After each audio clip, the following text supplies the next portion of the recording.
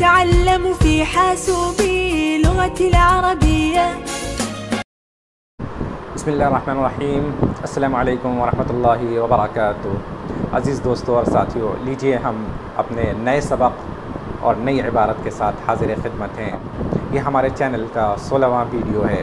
امید کرتا ہوں کہ یہ سبق اور یہ ویڈیو بھی آپ کو پسند آئے گا. بس آپ سے گزارش ہے کہ اگر ویڈیو پسند آئے تو اسے لائک ضرور کیجئے، شیئر ضرور کیجئے، اور اگر اب تک آپ نے ہمارے چینل کو سبسکرائب نہیں کیا ہے تو اسے سبسکرائب ضرور کیجئے. تو آئیے بلا تاخیر ہم چلتے ہیں اپنی عبارت کی طرف اور دیکھتے ہیں کہ آج ہمیں کیا نیا سیکھنے کو ملتا ہے. تو لیجئے عربی کے عبارت آپ کے سامنے ہیں. الفاظ کے معنی دیے ہوئے ہیں یہاں پہ اردو میں اور اس سلائڈ پہ انگریزی میں.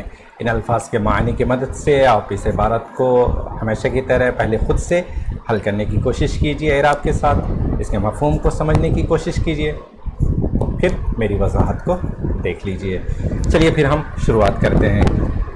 امید ہے آپ نے اس ویڈیو کو تھوڑی دیر روک کر پڑھ لیا ہوگا اس عبارت کو.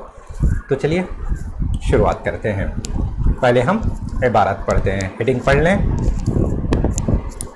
اعتبره رمزا للهند الحديثة مودي يدشن معبد رام على اطلال مسجد بابری. یاد ہوگا اس سے پہلے ایک ویڈیو میں ہم نے ایک عبارت کو حل کیا تھا. اس عبارت میں یہ بتلایا گیا تھا کہ مودی بابری مسجد کی کھنڈرات پر رام مندر کی تعمیر کا افتتاح کرنے والے ہیں. اس عبارت میں بتایا جا رہا ہے کہ انہوں نے افتتاح کیا ہے. اعتبارہ رمزا للہند الحدیثہ. اعتبارہ کا لفظ بہت ہی امپورٹنٹ اور اہم ہے. آپ لوگ بارہا اس کو استعمال کرتے ہوں گے. اعتبارہ اور عدہ یہ تقریباً مترادف ہے اور ایک دوسرے کی جگہ استعمال ہوتا ہے. اعتبارہ کہتے ہیں کسی چیز کو سمجھنا، شمار کرنا، کسی چیز کو ماننا. اس طرح عدہ ہے. جیسے مثلا اگر اردو میں ہم کہتے ہیں کہ وہ بہت بڑے عالم سمجھے جاتے ہیں، یا میں انہیں ایک بہت بڑا عالم سمجھتا ہوں، یا یہ کہ وہ بہت بڑے خطیب ہیں. ان تعبیرات میں ہم اعتبارہ اور عدہ کا لفظ استعمال کرتے ہیں. اس کی چند مثالیں ہم دیکھیں گے ابھی، تو اس سے اس کی اور وضاحت ہو جائے گی. یہاں پہ اعتبارہ کا جو فاعل ہے اصل میں وہ مودی کی طرف ہے، مودی ہے.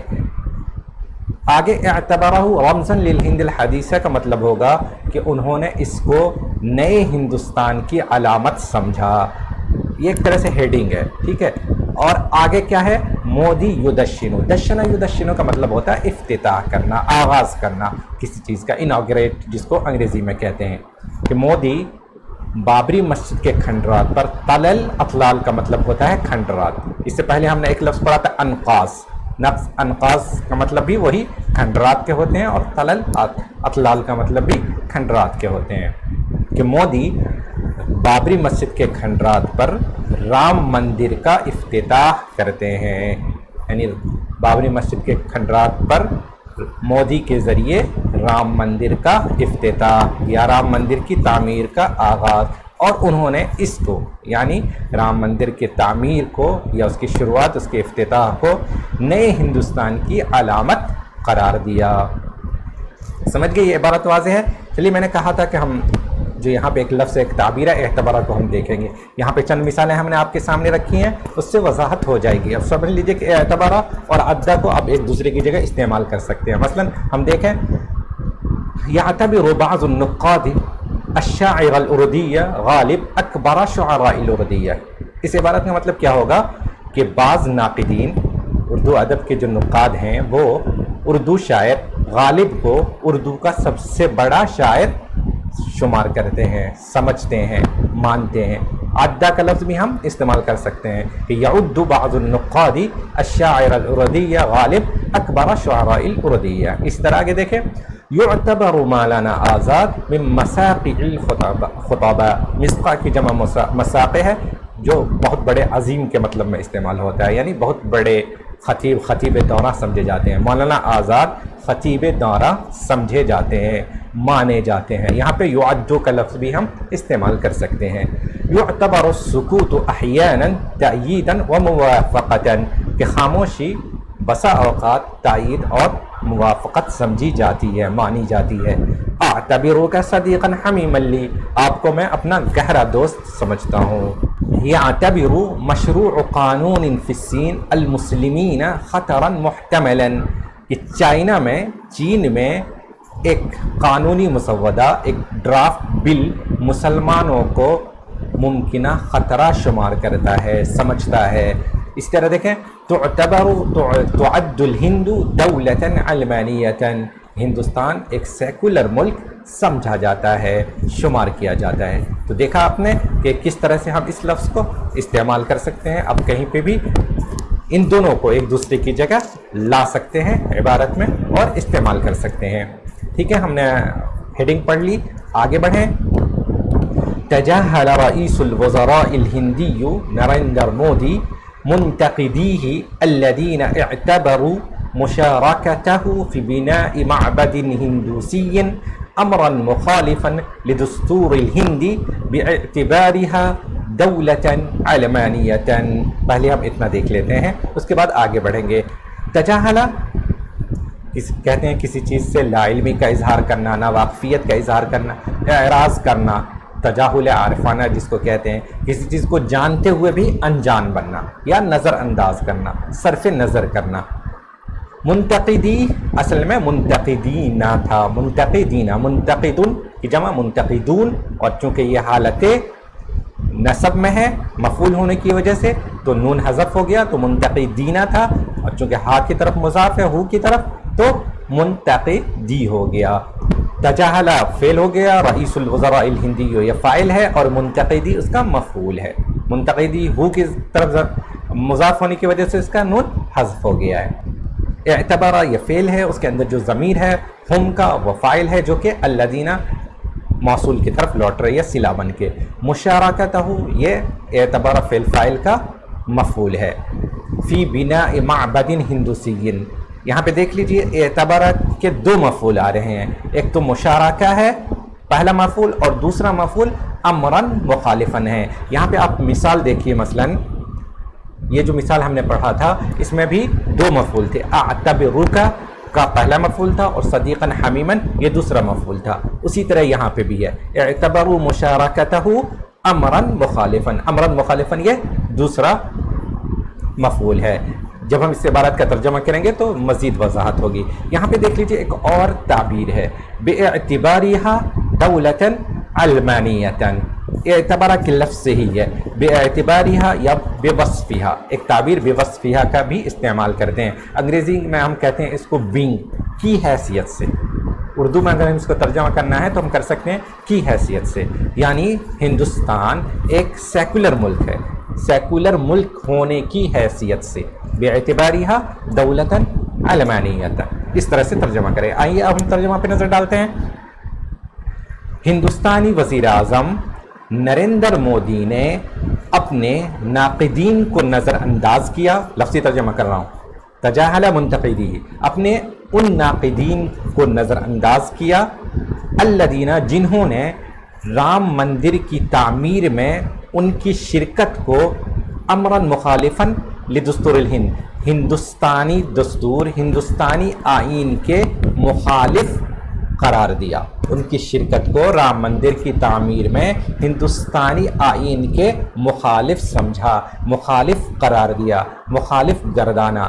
ایسے ناقدین کو انہوں نے نظر انداز کیا، باعتبارها دولة علمانیة، اس کا تعلق جو ہے نا اعتبار سے ہے، چونکہ ہندوستان ایک سیکولر ملک ہے تو سیکولر ملک ہونے کی حیثیت سے یہاں کے سربراہ وزیر اعظم کو یہ ہمارے ہندوستان کا جو آئین ہے اس بات کی اجازت نہیں دیتا ہے کہ وہ کسی خاص مذہب، خاص پیروکار کے مذہبی محفل یا مذہبی امور میں جا کے شرکت کریں، کیونکہ یہ ایک سیکولر ملک ہے۔ تو اس اعتبار سے ان کی شرکت پر ان لوگوں نے، ان کے ناقدین نے اعتراض جتایا تھا، لیکن انہوں نے ان ناقدین کو نظر انداز کیا۔ اب ترجمہ دیکھیں، لفظی ترجمہ، اس کے بعد ہم اس کو بامحاورہ ترجمہ کریں گے۔ ویسے ترجمہ آگے بھی دیا ہوا ہے کہ ہندوستانی وزیر اعظم نریندر مودی نے اپنے ان ناقدین کو جنہوں نے ان کے رام مندر کی تعمیر میں شرکت کو ہندوستان کے سیکولر ملک ہونے کی حیثیت سے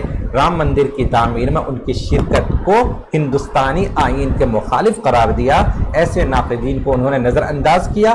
وحریسا، اب یہاں پہ آگے دوسرا جملہ ہے کہ نظر انداز کرتے ہوئے انہوں نے یا نظر انداز کیا، اور حریسا یحرسو یا حراسا یحرس دونوں باب سے آتا ہے۔ اس کا مطلب ہوتا ہے کسی چیز کے بارے میں خواہش مند ہونا، بہت زیادہ اس میں دلچسپی لینا، انٹرسٹ ہونا، جس کو انگریزی میں کہتے ہیں کین۔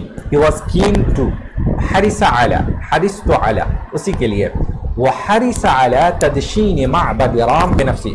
پہلے عبارت دیکھ لیجیے آگے، وحرس علی تدشین معبد رام بنفسه في حفل هندوسي أقيم لهذا الغرض اليوم۔ حارثہ سمجھ گیا فعل ہے، فاعل کون ہے اس کا؟ وہ ضمیر جو مودی کی طرف یا رئیس الوزراء ہندی کی طرف لوٹ رہی ہے۔ علی تدشین، حارثہ یاد رکھیے گا علی کے صلے کے ساتھ آتا ہے۔ تدشین معبد رام بنفسی، بنفسی تاکید کے لیے ہے۔ فی حفل ہندوسی، حفل موصوف، ہندوسی صفت، اور اقیم لہذا الغرض یہ دوسری صفت ہو جائے گی حفل کی۔ ایک ہندو مجلس میں، ہندو جلسے میں، اقیم جو کہ قائم کیا گیا تھا، جس کا انعقاد کیا تھا، لہذا الغرض اسی مقصد سے، الیوم آج۔ تو کیا ہوگا کہ انہوں نے اپنے ناقدین کو نظر انداز کیا اور خود سے رام مندر کے افتتاحی جلسے میں انہوں نے شرکت کی۔ رام مندر کے افتتاح میں انہوں نے شرکت کی خود سے۔ حارثہ علی اردو میں ہم ایسے ہی ترجمہ کریں گے، انگریزی میں اس کا ترجمہ ہوتا ہے and he was keen to participate، he was keen to participate، یعنی پوری دلچسپی اور توجہ کے ساتھ انہوں نے اس میں شرکت کی۔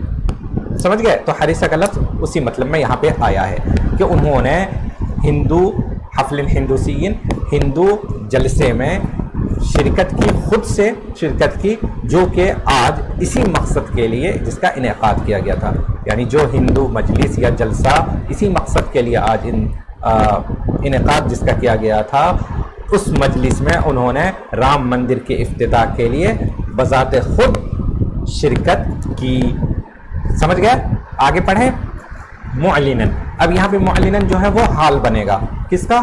حارثہ کا۔ انہوں نے شرکت کی اور شرکت کرتے ہوئے اعلان کیا، یا اعلان کرتے ہوئے شرکت کی، اس حال میں کہ انہوں نے اعلان کیا۔ کیا اعلان کیا؟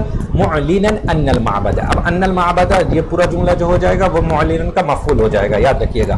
معلناً ان المعبد الذي وضع حجر اساسه، کہ وہ مندر الذي جس کی وضع انہوں نے رکھا، حجر اساسه جس کی کا سنگ بنیاد انہوں نے رکھا۔ دیکھیے اس جملے کو آپ دو طرح سے پڑھ سکتے ہیں، الذي وضع حجر اساسه جس کا سنگ بنیاد انہوں نے رکھا، یا اس کو ہم مجہول بھی پڑھ سکتے ہیں کہ الذي وضع حجر اساسه، کہ وہ رام مندر جس کی کا سنگ بنیاد رکھا گیا۔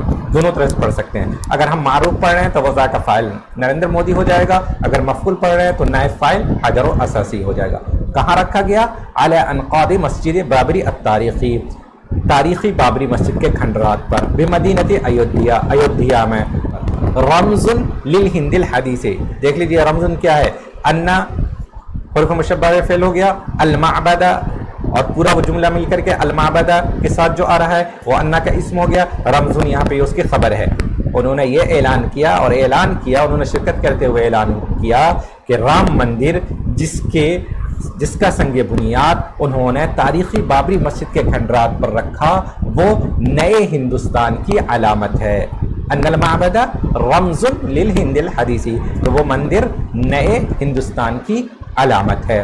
معتبراً یہ دوسرا حال ہو گیا، معلناً و معتبراً اسی پہ سمجھ لیجئے عطف ہوا۔ انہوں نے یہ اعلان کیا، اور معتبراً الاحتفال بالتدشین یوما تاریخیا، اس افتتاح یا اس آغاز کی جو مجلس تھی، جس میں مجلس میں اس رام مندر کا آغاز کیا گیا یا اس کا سنگ بنیاد رکھا گیا، افتتاح کیا گیا، اس کو انہوں نے تاریخی دن قرار دیا، قرار دیتے ہوئے۔ ٹھیک ہے، اب اگر پورے جملے پر ہم ایک پورے جملے کا ترجمہ کریں تو کیسے ترجمہ کریں گے کہ ہندوستانی وزیر اعظم نریندر مودی نے اپنے ان ناقدین کو جنہوں نے ہندوستان کے سیکولر ملک ہونے کی حیثیت سے رام مندر کے تعمیر کے افتتاح میں ان کی شرکت کو ہندوستان کے آئین کے منافی قرار دیا، کہ مخالف قرار دیا، ایسے ناقدین کو نظر انداز کرتے ہوئے انہوں نے رام مندر کے افتتاح میں بذات خود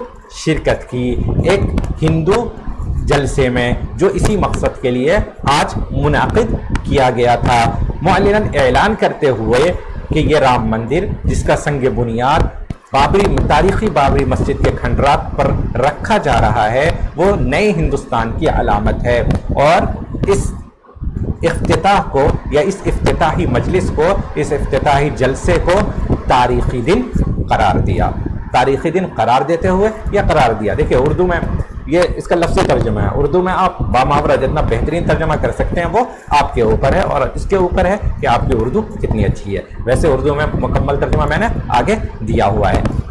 یہاں پہ میں نے اشارہ کیا تھا بِاعْتِبَارِهِ دَوْلَةً عَلْمَانِيَّةً، یہ ایک تعبیر ہے، کب استعمال کرتے ہیں انگریزی میں ایز اے جہاں پہ لاتے ہیں، یا بینگ، یا اردو میں بحیثیت جب کہتے ہیں۔ چند مثالیں اس کی دیکھ لیجئے تاکہ اس کی مزید وضاحت ہو جائے۔ کیا کہتے ہیں؟ بِاعْتِبَارِهِ شَخْصِيَّةً مُهِمَّةً تَتَرَاجَعُ وَاشِنْگْٹَنَ عَنْ فَرْضِ عُقُوبَاتٍ عَلَى جواد ظریف۔ دیکھیے ہو جو یہاں پہ ضمیر آ رہی ہے بِاعْتِبَارِهِ میں، وہ جواد ظریف کی طرف ہے، ضمیر پہلے ہے، اور اس کا جو آئے جس کی طرف وہ ضمیر لوٹ رہی ہے وہ جواد ظریف ہے۔ اس طرح کی تعبیر آج کل استعمال ہو رہی ہے عربک میں، عربی خاص طور سے عربی صحافت میں۔ کیا ہے کہ واشنگٹن جواد ظریف پر پابندیاں لگانے سے باز آ گیا، رک گیا، اس لیے کہ جواد ظریف ایک وی آئی پی پرسنالٹی ہے۔ جواد ظریف کو وی آئی پی پرسنالٹی، امپورٹنٹ اہم شخصیت مانتے ہوئے واشنگٹن ان پر یا امریکہ ان پر پابندیاں لگانے سے باز آ گیا، رک گیا۔ ٹھیک ہے، کیسے؟ As a being an important person, Washington withdraws from imposing sanction on Javad Zarif. انگریزی میں اس طرح سے اس کا ترجمہ کرتے ہیں۔ دوسرا دیکھیں، الشرطة البريطانية تحقق في حادث سير باعتباره اعتداء عنصريا، کہ برٹش پولیس ٹریفک ایکسیڈنٹ میں انویسٹیگیٹ کر رہی ہے، تفتیش کر رہی ہے، اس کو ایک نسلی حادثہ قرار دیتے ہوئے سمجھتے ہیں۔ تیسری مثال دیکھ لیجئے، الشرطة اعتقلت شرجیل امام باعتباره محرزا للعنف۔ یہ شرجیل امام پڑھیے گا، یہاں پہ میم کی جگہ را لکھ گیا ہے، وہ اس کو ٹھیک کر لیجئے گا، کہ پولیس نے شرجیل امام کو گرفتار کیا۔ کیوں گرفتار کیا؟ اسے للعنف، تشدد بھڑکانے کا باعث، تشدد بھڑکانے والا سمجھتے ہوئے، قرار دیتے ہوئے، بے اعتباری ہی اسے قرار دیتے ہوئے، سمجھتے ہوئے، شمار کرتے ہوئے پولیس نے شرجیل امام کو گرفتار کر لیا۔ تو دیکھ رہے ہیں کہ بے اعتباری کیسے استعمال کرتے ہیں۔ اسی طرح اس جگہوں پہ بے وصفی کا بھی استعمال ہوتا ہے۔ اگر آپ کو بے وصفی کا استعمال دیکھنا ہے، آپ انٹرنیٹ پہ اس کو سرچ کیجئے گا، آپ کو بہت ساری مثالیں آ جائیں گی، اور ان مثالوں کو جو نا، یہاں پہ چند مثالیں ہیں، آپ اس کی اور مثالیں انٹرنیٹ سے ڈھونڈ کے آپ دیکھ سکتے ہیں، تو مزید آپ کے لیے یہ کلیئر ہو جائے گا، واضح ہو جائے گا کہ اس طرح کی تعبیرات کیسے استعمال ہوتی ہیں اور ہم اس کو اپنے جملوں میں کیسے استعمال کر سکتے ہیں۔ تو یہ آج کی عبارت رہی آپ کے سامنے، ہم نے اسے حل کر دیا ہے۔ آگے کی 2 سلائیڈ میں آپ کو اردو میں بھی ترجمہ مل جائے گا اور انگریزی میں بھی بامحاورہ ترجمہ ملے گا۔ دیکھیے یہاں پہ آپ کے سامنے، یہاں پہ اردو میں ترجمہ دیا ہوا ہے، وہ دیکھ لیجئے، اس کو پڑھ لیجئے، یا پھر آپ اس سلائیڈ پر انگریزی میں دیکھ لیجئے۔ یہ اردو میں ہے، یہاں پہ روک لیجئے ویڈیو کو، یا انگریزی میں ہے، آپ یہاں پہ روک لیجئے۔ یہ ہمارا آج کا سبق ہے۔ امید کرتا ہوں کہ آپ کو یہ سبق پسند آیا ہوگا اور کچھ نیا سیکھنے کو ملا ہوگا۔ ہمیں آپ کے کمنٹ کا انتظار رہے گا، اور اگر یہ ویڈیو آپ کو پسند آیا ہو تو اسے لائک ضرور کیجئے اور شیئر بھی کیجئے تاکہ یہ ویڈیوز زیادہ سے زیادہ لوگوں تک پہنچ سکے۔ کوشش کے باوجود میں بہت جلدی ویڈیوز نہیں لا پا رہا ہوں، بہت ساری چیزیں ہیں، مصروفیات ہیں، جن کی وجہ سے میں کوشش کے باوجود نہیں کر پا رہا ہوں، لیکن بس اللہ سے یہی دعا کرتا ہوں کہ کم سے کم ان ویڈیوز کا سلسلہ جاری رہے۔ چلیے پھر ہم آپ سے ملیں گے انشاءاللہ نیکسٹ ویڈیو میں ایک نئی عبارت کے ساتھ اور کچھ نئے الفاظ اور نئی تعبیرات کے ساتھ۔ تب تک کے لیے اللہ حافظ، السلام علیکم ورحمۃ اللہ وبرکاتہ۔ أتعلم في حاسوبي لغتي العربية، فيه أحلى الدروس بأساليب ذكية. أتعلم في حاسوبي لغتي العربية، فيه أحلى الدروس بأساليب ذكية.